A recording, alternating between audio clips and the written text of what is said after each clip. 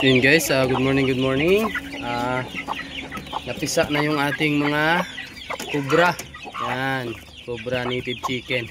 So na-cross natin to sa ating broodcock na gano'n, which is yung ito.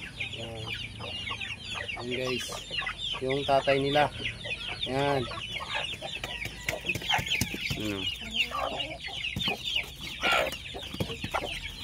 So 6 yung walang balahibo sa leeg, and then 4 yung may buo ang balahibo. So out of 12 is 10 yung napisa.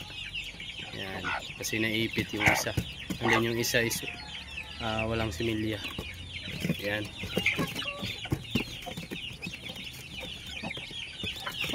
So marami yung pasisiw natin ngayon guys. Dito sa kabila ayaw lang mag-focus yung camera. Yan. Yung ating bagong pasisiw. Yan. August 15 born.